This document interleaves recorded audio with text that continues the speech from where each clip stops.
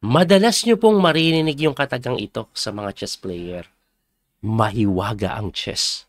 Bakit nga ba mahiwaga ang chess? Iba't ibang klaseng kababalaghan ang nangyayari pag naglalaro ka eh. Anyway, mahiwaga ang chess dito po sa ginaganap na torneo ngayon sa Spain. Ito yung Salamanca Chess Festival 2024. Title pa lang, ang hiwaga na. Ito po ay isang closed tournament, invitational. Ito po mga kasali oh. Ayan po, top seed po si Michael Adams, former world number 4. Tapos andyan yung former world cup winner na si Ponomaryov, si Itursaga, and also former candidates player na si Alisenko. So lahat po yan mga dating 2700. Tapos hinaluan ng apat na babae. Yan si Grandmaster Calceta, Grandmaster Mosichuk, si Grandmaster Pates. Tapos eto, sikat na sikat to, si Salimova. Kasi naglaro yan ng candidates yung World Cup. Ang ganda ng performance. Pinagtatalo yung mga malalakas na Grandmaster. Bata pa lang yan pero malakas na. Ngayon, ang i-analyze po nating game ay laro ni Grandmaster Michael Adams kay Grandmaster Maria Musichuk na kung saan may hiwagang naganap. Ano po ba yung nangyari? Simulan na po natin, no? E4 po. Ito pong si Michael Adams. E5 ang sinagot. Knight F3, Knight C6, Bishop B5. Roy Lopez na sinagot po yan ng E6. Tumakbo lang yung ka-Bishop. And then Knight F6, D3. Tumira po ng B5. Tumakbo. Yan yung Morphy defense na parang Marshall. Tapos nag-Bishop C5 yan na tinirahan lang ng A4. Anti-Marshall. Nag-Rook B8. Bakit po? Kasi pag kinapture mo, sila pawn structure mo, isolated. Pag naman hindi mo kinapture, ikaw yung makakain, malilibre yung tore mo, nakapin. Kaya Rook B8 na tinira ng Bishop E3 lang, palit. Kinapture po yan, binawi, and then nag-castling. Pagka-castling, kinapture yung B5, binawi ng pawn, and then nag-castling din. So, sa ngayon po, after castling, according sa engine evaluation, equal na equal po ang labanan. So, ang ginawa po niya, nag-D6 eh. Pagka D6, Knight C3, tamang develop lang na sinagot ng Knight E7. Para saan yung Knight E7? Typical na ikot po yan sa ganitong klaseng structure, no? Dalawang bagay yan. Isa po is para makapunta doon later on yung kabayo. Pangalawa, para pwede po siyang mag-expand by playing C5 at some point. Kaya po gumagalaw yung kabayo na yan. Anyway, ang ginawa po dito, nag-Knight H4 agad.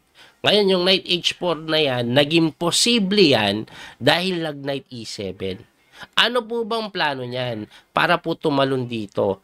By the way, kaya ako nasabing posible yan. Kasi kung yung Knight po nandito pa, may discovery po capture yan eh. Ganon. Eh since may Knight doon, hindi magagawa yung capture sa E4. Anyway, ang ginawa dito ni Maria, nag-bishop lang po sa E6 eh. At napilitan pong capturing yan. Kasi pag hindi natin siya yung kakainin, masisira po ang structure. Kaya napalitan siya mag-takes, nag-pawn takes, and then nag-queen lang po sa may D2. Tamang develop lang. Bakit niya po ginawa yung queen D2? Aba, gusto po niya mabuksan yung toring ito para makapagbaterya. So, ang ginawa po naman dito ni Maria, aba, sige nga, buksan natin yung gitna. Anong gagawin mo? D5 eh. So pagka D5, tinags po yan na binawi ng pawn at sa ngayon, very equal pa rin po yung position ha. So equal pa rin. Ang ginawa po nag-knight na po sa F5 na tinirahan lang po ng B4, tumakbo yung kabayo sa E2 na nag-knight takes F5 lang. Binawi po yan ng tore tapos queen D6, depensa lang po sa may E5 na sinagot ng knight lang po sa G3 develop. Pagka Knight G3 develop, eto po si Maria, equal naman ang posisyon. Sabi niya, wag na natin itong patagalin. Palit-palit natin yung pyesa para matabla. Nag-Rook A8. Hinamon yung tore na iniwasan ni Michael Adams. Nag-Rook po sa F1. Kasi, kung titingnan nyo po yung rating difference nila, almost 27 pa rin po si Michael Adams eh. Former number 4 yan sa buong mundo nung time ni Kasparov eh. Of course, magpipilit yan kasi 2,500 lang si Maria eh. So, talaga magpipilit. Anyway, ang tinira po ni Maria, nag-G6, inatake yung tore, tumakbo sa F3. Pagtakbo sa F3, nag-knight lang po sa may D7. Binuksan para po ipapalit talaga yung tore.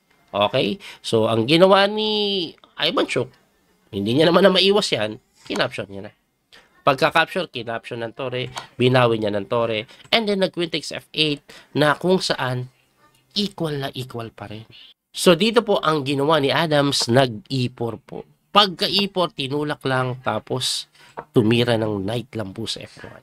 Ang knight f1 na ikot ay kailangan dahil yung knight po dito sa g3 walang ginagawa. Ang pinakapatutunguhan niyan dito po siguro, ayan po yung mga possibility. O kaya pagpunta dito, pwede dito. Anyway, nag c5 yan. Pagka c5, sinagot lang po ng b3 at na-fix na po yung structure. Nag-queen f6, tumira lang po ng queen sa d1. Ayan na nga. So, dalawang bagay yan ha. Pupunta po dito at dito. At yung pangalawa, eto, binabakit para makatalon dun. I-activate. So, dito po, ang ginawa ni Maria, h5. So, kumbaga, ayaw niyang makapunta yung queen doon kasi makakapasok, no? So, since ayaw mo akong pumunta dyan, sige na nga, eto na lang ako, develop na ako ng kabayo. Pagka-develop ng kabayo, nag-king long f7, no? Kasi medyo endgame na, though may queen pa sa board, safe naman, at wala pang masyadong mga piyesang pwedeng umatake. Kaya lumabas yung king. Nagpe-prepare yan para sa possible na ma-exchange yung queen, activated na yung king. Ang ginawa naman po dito ni Michael Adams na G3. Para sa yung G3? In case na gumalaw mamaya, yung queen hindi po makapasok dito. Yan po yung binantayan yan. Na sinagot lang ng king E7, tapang ng king.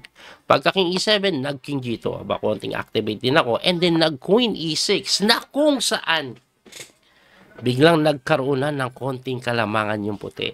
At hindi lang yon. 10 minutes pa si Michael Adams, meron na lang po 3 minuto si Maria.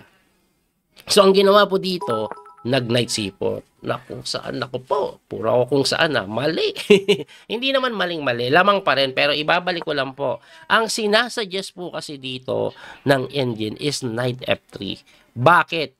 Gaganon daw po yan, queen c1, papasok doon, knight dito, magbibigay pressure po sa may g6. Yun yung pinakagusto ng engine. Anyway, ang ginawa na nga po, knight c4 na sinagot ng knight b6, sinahamon. Of course, pag kinapture mo yan, matatabla yan. Queen and pawn and game, madaling itabla yan. Kaya sabi ni Michael Adams, ayoko ng tabla, wag kang magulo. Yun nga lang, mali ang tinira niya. Kasi instead na bumalik, para sana makapunta na dito, nag-knight po doon. So, nawala yung kalamangan. Kasi halos ang tagal makadevelop niyan Diba? Ang tagal hindi na yan makagalo. Kasi pag bumalik ka na, dyan ka-capturing ka. Anyway, si Maria, less than 3 minutes, nag-knight d7. Pwede na naman bumalik. Tapos ganun. Kaso, ang ginawa ni Michael Adams, nag-queen dito na Papasok na, nakita niya na yung idea ng pasok na tinirahan ng queen f6. Tapos, pumasok na nga na tinirahan lang ng king move. In case kasi na-chumek ka dyan, iharangan lang. Walang mangyayari. Kaya, ang ginawa po ni Michael Adams, nag-develop ng kabayo. Nag-knight f8 naman, binantayan, Talagang wala na din check. So, since wala nang ginagawa rin na dyan, makauwi na nga. Umuwi. Pagka uwi, ang plano niya, pupunta po siya dito, bumalik yung kabayo. Bakit? Ang lakas kasi ng kabayo na ito, completely defending yung mga weak pawn. So, pagka knight d7, nag-queen na nga po sa a1 na sinagot ng counterplay g5 at very equal pa rin daw po yung posisyon. Bakit po counterplay ito? Dalawa kasi pwede niyang gawin. Pwede po siyang tumulak, pwede dito. Pag natulak g4, pwede check. Perpetual, napakadaling itabla. Kaya ang ginawa, nag-h3 para walang g4. Pero nakapag-h4 naman. Dahil mawi-weekend pag nawala ito, makakapasok doon. Kaya ang ginawa po dito ni Michael Adams, talaga nagpipilit, nag-queen d1. Pagka queen d1, maghanda kayo dahil may paparating na mga salamangka. Kinapture po kasi yung g3. Okay? At pagka-capture sa g3, tinira ni Michael Adams, check. Diba? Check. Siyempre, iiwas yan. Nag-king lang po sa g7.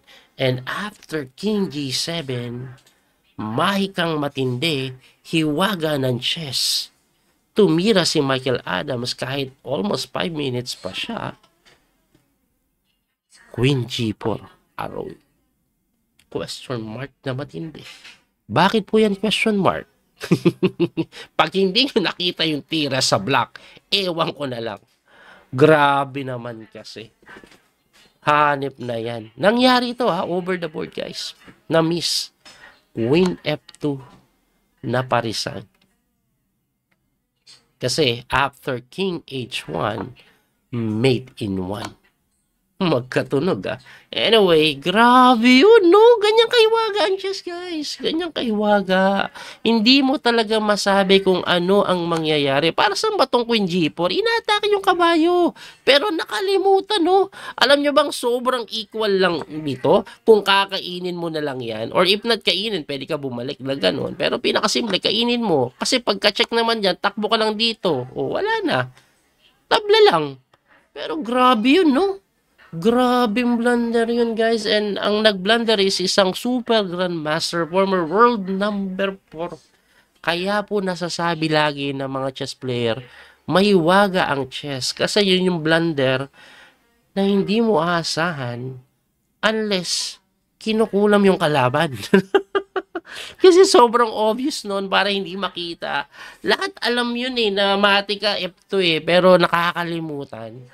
Kaya tao lang kasi ang mga chess player nagkakamali. No? Kaya ako, pag losing na or kahit drawish, hindi ako nag-give up Kahit malakas kalaban. Tuloy lang. Maraming beses na po nangyari sa akin ay save a completely losing position against Grandmaster. Dahil nagkamali sila. Nangyayari yun. Anyway, sana po nag-enjoy kayo sa video na ito. Muli, abangan niyo po yung mga susunod natin video. Hanggang sa muling pagkikita. Don't forget to like and share. Paki-follow na din po ating page at paki-subscribe ang ating YouTube channel. Maraming pong salamat. Bye-bye po. Thank you. God bless. That little mouse, 'cause I'm an albatross.